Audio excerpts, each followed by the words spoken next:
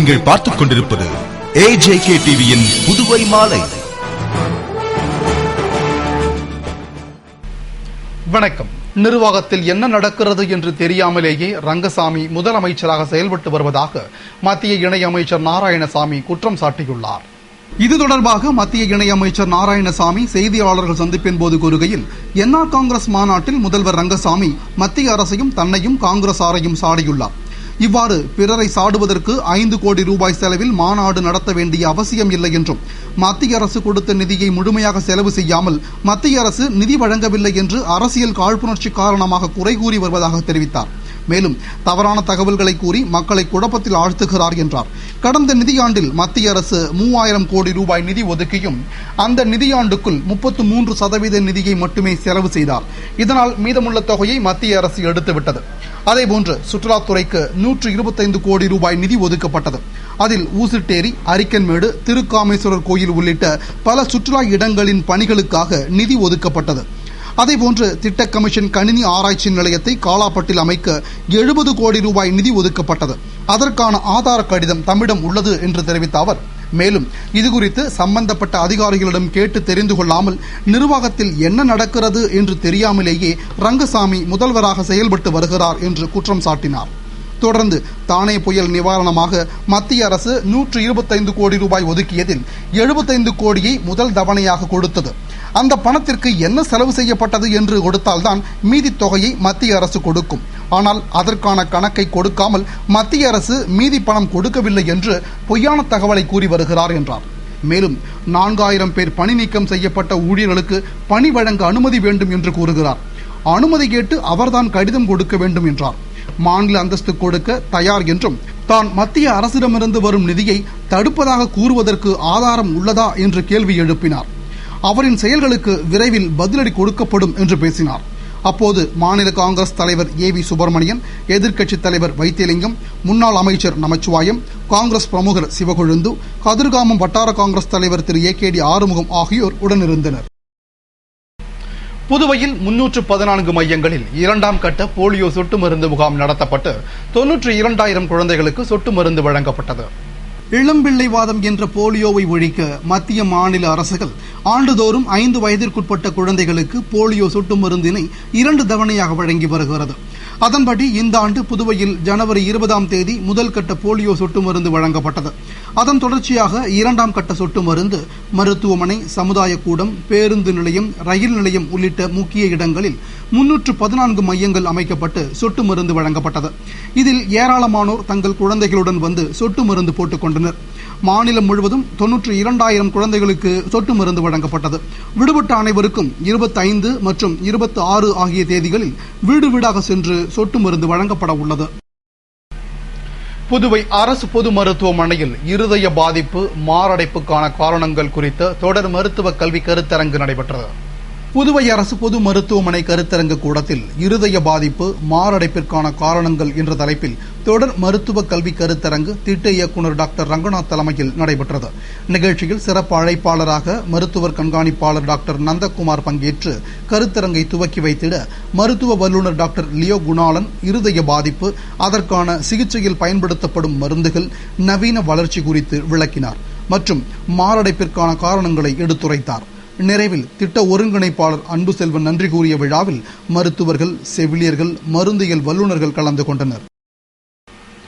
முதல்வர் ரங்கசாமியின் ஆட்சியில்தான் அதிகாரிகளுடன் மோதல் சம்பவங்கள் நடைபெறுகிறது என்று முன்னாள் அமைச்சர் நமச்சிவாயம் தெரிவித்துள்ளார்.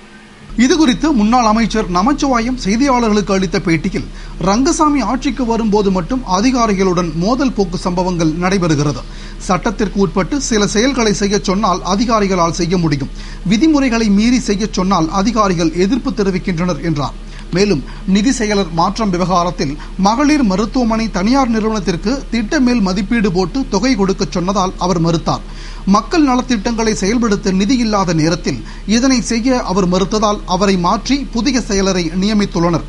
இதை விடுத்து முதியோர் உதவித்தொகை திட்டத்தை செயல்படுத்த நிதி செயலாளர் ஒப்புதல் வழங்கவில்லை என்று ரங்கசாமி கூறுவது உண்மையல்ல என்றார்.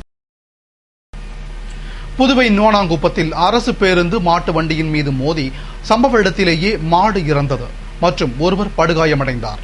புதுவை நோனாங்குப்பத்தில் புதுவை சாலை போக்குவரத்து கழக பேருந்து ஒரு மாட்டு வண்டியின் மீது மோதியது. இந்த விபத்தில் மாடு சம்பவ இடத்திலேயே அடிபட்டு உயிரிழந்தது. மேலும் மாட்டு வண்டியை ஓட்டி வந்த ஆலங்குப்பத்தைச் சேர்ந்த திரிசங்கு என்பவர் படுகாயமடைந்து முதுகெலும்பு உடைந்து பாதிக்கப்பட்டு மருத்துவமனையில் சிகிச்சை பெற்று வருகிறார். இதுகுறித்து தகவல் அறிந்து வந்த போலீசார் பேருந்து ஓட்டுநர் மீது வழக்கு பதிவு செய்து விசாரணை மேற்கொண்டனர். மேலும் விபத்துக்குள்ளான மாட்டு வண்டியை அகற்றி போக்குவரத்தை சீரமைத்தனர். புதுவை பாகூர் கஸ்தூரிபாய் காந்தி பெண்கள் மேல்நிலைப் பள்ளியில் நடைபெற்ற கைப்பந்து போட்டியினை அமைச்சர் தியாகராஜன் துவக்கி வைத்தார். புதுவை கல்வி அமைச்சர் தியாகராஜனின் பிறந்த நாளை முன்னிட்டு பாகூர் கஸ்தூரிபாய் காந்தி பெண்கள் மேல்நிலைப் பள்ளியில் 1ஆம் ஆண்டு கைப்பந்து போட்டியின் துவக்க விழா என்ஆர் காங்கிரஸ் வசந்தி சேதுராமன் தலைமையில் நடைபெற்றது. விழாவில் சிறப்பு விருந்தினராக அமைச்சர் தியாகராஜன் பங்கேற்று போட்டியினை துவக்கி வைத்திட முன்னாள் கிராம பஞ்சாயத்து தலைவர் ராமுநாயக்கர் விளையாட்டுக் கொடியினை ஏற்றி வைத்தார். விழாவில் வழக்கறிஞர் லட்சுமணன் சீருடைகளை வழங்கினார். போட்டியில் 25 அணிகள் பங்கேற்று தங்களது திறமையை வெளிப்படுத்தினார். புதுவை வனத்துறையில் நடைபெற்ற வனவிலங்கு பாதுகாப்பு விழிப்புணர்வு முகாம் பரிசளிப்பு விழாவில் அமைச்சர் தியாகராஜன் பங்கேற்று பரிசுகள் வழங்கி பாராட்டினார். புதுவை வனத்துறை சார்பில் வனவிலங்கு பாதுகாப்பு விழிப்புணர்வு முகாம் நடைபெற்று வருகிறது. புதுவையை பசுமை நகரமாக்கும் நோக்கில் நடத்தப்படும் முகாமின் ஒரு பகுதியாக அரசு மற்றும் அரசு நிதி உதவி பெறும் பள்ளி மாணவர்களுக்கு விழிப்புணர்வு குறித்த கட்டுரை, ஓவியம், பேச்சு போட்டிகள் உள்பட பல்வேறு போட்டிகள் நடத்தப்பட்டு அதில் 3 இடங்களை பிடித்தவர்களுக்கு பாராட்டு மற்றும் பரிசளிப்பு விழா வனத்துறையில் நடைபெற்றது. வனத்துறை சிவராமன் வரவேற்று பேசிய விழாவில் சிறப்பு விருந்தினராக அமைச்சர் தியாகராஜன் கலந்து கொண்டு அரசு கொறடா நேரு முன்னிலையில் வெற்றி பெற்ற மாணவர்களுக்கு ரொக்க பரிசு மற்றும் சான்றிதழ்களை வழங்கி பாராட்டினார். விழாவில் வனத்துறை அதிகாரிகள், ஊழியர்கள், பள்ளி ஆசிரியர்கள், பெற்றோர்கள் மற்றும் மாணவர்கள் கலந்து கொண்டனர். புதுவை பாரதி பூங்காவில் நடைபெற்ற ஓவிய நுண்கலை 2ஆம் ஆண்டு துவக்க விழா மற்றும் சாலையோர கலை விழாவினை அமைச்சர் ராஜவேலு துவக்கி வைத்து சிறப்புரையாற்றினார். புதுவையில் மாநிலத்தின் பாரம்பரிய பெருமைகளை பறைசாற்றும் நோக்கிலும் சுற்றுலாவை மேம்படுத்தவும் நலிந்த நிலையில் உள்ள கலைகளுக்கும் கலைஞர்களுக்கும் புத்துணர்வு ஊட்டி தழைக்கச் செய்யும் வகையிலும் துவங்கப்பட்ட ஓவிய நுண்கலை குழுவின் 2ஆம் ஆண்டு துவக்க விழா மற்றும் அதனை முன்னிட்டு நடைபெறும் சாலையோர கலை விழா ஓவிய நுண்கலை குழு தலைவர் மாலதி ராஜவேலு தலைமையில் பாரதி பூங்காவில் நடைபெற்றது. விழாவில் அமைச்சர் ராஜவேலு கலந்து கொண்டு 100க்கும் மேற்பட்ட ஓவியர்கள், கைவினை கலைஞர்கள் மற்றும் மண் சிற்ப கலைஞர்களின் படைப்புகள் இடம்பெற்ற கண்காட்சியை துவக்கி வைத்து பார்வையிட்டு சிறப்புரையாற்றினார். விழாவில் சுற்றுலாத்துறை செயலர் மூர்த்தி, இயக்குநர் மலர்கண்ணன் உள்ளிட்டோர் திரளாக கலந்து கொண்டனர். புதுவை ஏஎஃப்டி மில்லுக்கு 28ஆம் தேதி வரை விடுமுறை என்று நிர்வாகம் அறிவித்ததால் ஊழியர்கள் மில்லை முற்றுகையிட்டு வாக்குவாதத்தில் ஈடுபட்டனர். புதுவையில் முடங்கி கிடந்த ஏஎஃப்டி மில் சில மாதங்களுக்கு முன்பு மீண்டும் உற்பத்தியை துவங்கியது. ஆனால் கடந்த 8 மாதங்களாக சம்பளம் இன்றி ஊழியர்கள் வேலை செய்து வந்தனர். எனவே சம்பளம் கேட்டு பல கட்ட போராட்டங்களை நடத்தி வருகின்றனர். இந்நிலையில் வரும் 28ஆம் தேதி மில்லுக்கு விடுமுறை என்று நிர்வாகம் அறிவித்து அதற்கான அறிவிப்பை தகவல் பலகையில் ஒட்ட பொது மேலாளர் சுந்தரம் வந்தார். இத்தகவலை அறிந்த ஊழியர்கள் அவரை முற்றுகையிட்டு வாக்குவாதத்தில் ஈடுபட்டனர். மேலும் அவரிடம் வாக்குவாதம் செய்த ஊழியர்கள் மில்லை முற்றுகையிட்டு போராட்டம் செய்ததால் அங்கு பெரும் பரபரப்பு ஏற்பட்டது. இதனால் அறிவிப்பு சீட்டை கிழித்துவிட்டு மேலாளர் அங்கிருந்து சென்றார். இந்த திடீர் அறிவிப்பு ஊழியர்கள் மத்தியில் மீண்டும் மில்லை மூடி விடுவார்களோ என்ற அச்சத்தை ஏற்படுத்தியுள்ளது. புதுவை அட்டியாபட்டியா சங்கம் சார்பில் நடைபெற்ற பரிசளிப்பு விழாவில் சங்கத் தலைவர் ஏம்பலம் செல்வம் கலந்து கொண்டு சுழற்கோப்பையை வழங்கி பாராட்டினார். புதுவை அட்டியாபட்டியா சங்கம் சார்பில் 14வது மாநில sub junior, junior, senior atya patya championship போட்டி அரியாங்குப்பத்தில் நடைபெற்றது. இதற்கான பரிசளிப்பு விழாவில் சங்கத் தலைவர் ஏம்பலம் செல்வம் தலைமை தாங்கி சுப்பிரமணியன், முரளிதரன் முன்னிலையில் சீனியர் ஆண்கள் பிரிவில் வெற்றி பெற்ற ராஜீவ்காந்தி அணிக்கும், பெண்கள் பிரிவில் டைமண்ட் அணிக்கும், ஜூனியர் ஆண்கள் பிரிவில் டைமண்ட் அணிக்கும், பெண்கள் பிரிவில் டைமண்ட் அணிக்கும் சுழற்கோப்பையை வழங்கி பாராட்டினார். மற்றும் 2ஆம் இடத்தையும் 3ஆம் இடத்தையும் பிடித்த அணிகளுக்கு பரிசுகள் வழங்கி பாராட்டினார். நிறைவில் சங்க செயலாளர் சிவக்குமார் நன்றி கூறிய விழாவில் அட்டியாபட்டியா வீரர்கள் மற்றும் பொதுமக்கள் கலந்து கொண்டனர். புதுவை ஜிப்மர் மருத்துவமனை சார்பில் தேசிய குழந்தைகள் புற்றுநோய் விழிப்புணர்வு பேரணி நடைபெற்றது. புதுவை ஜிப்மர் மண்டல புற்றுநோய் மையம் மற்றும் ரோட்டரி கிளப் சார்பில் தேசிய குழந்தைகள் புற்றுநோய் விழிப்புணர்வு பேரணி கடற்கரை சாலையில் நடைபெற்றது. பேரணியை ரோட்டரி சங்க முன்னாள் ஆளுநர் நாகராஜ் கொடியசைத்து துவக்கி வைத்திட ஜிப்மர் இயக்குநர் doctor Ravikumar, dean doctor Reddy, மருத்துவ கண்காணிப்பாளர் டாக்டர் AK தாஸ் ஆகியோர் வாழ்த்துரை வழங்கினர்.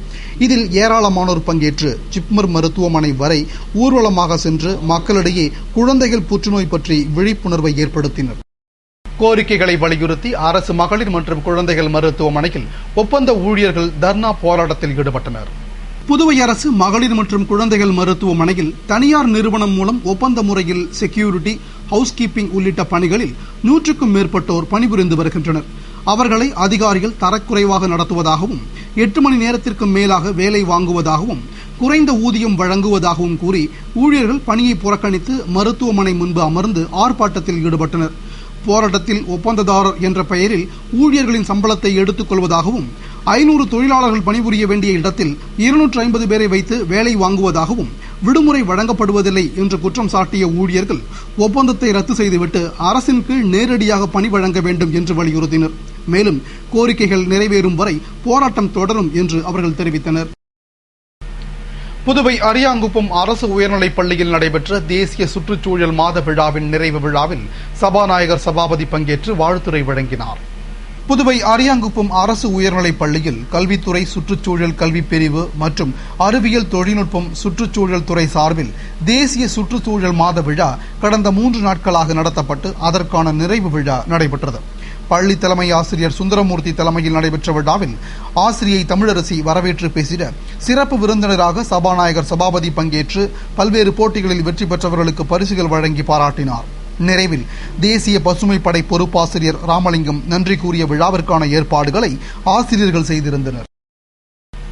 புதுவை ஏம்பலம் தொகுதியில் என்ஆர் காங்கிரஸ் மாநாட்டில் பங்கேற்றவர்களுக்கு நன்றி தெரிவிக்கும் கூட்டம் அமைச்சர் ராஜவேலு தலைமையில் நடைபெற்றது. புதுவை ஏம்பலம் தொகுதிக்குட்பட்ட ஏம்பலம், கிருமாம்பாக்கம் உள்ளிட்ட பகுதிகளில் என்ஆர் காங்கிரஸ் மாநாட்டில் பங்கேற்றவர்களுக்கு நன்றி தெரிவிக்கும் கூட்டம் நடைபெற்றது. கூட்டத்தில் சிறப்பு விருந்தினராக அமைச்சர் ராஜவேலு கலந்து கொண்டு மாநாட்டில் ஏம்பலம் தொகுதியிலிருந்து பல்வேறு வாகனங்களில் வந்து மாநாட்டில் பங்கேற்று மாநாட்டை வெற்றி பெற செய்த மக்களுக்கும் கட்சி சார்பிலும் தனது சார்பிலும் நன்றியை தெரிவித்தார். கூட்டத்தில் திரளான பொதுமக்கள் பங்கேற்றனர். இத்துடன் செய்திகள் நிறைவடைந்தன. வணக்கம்.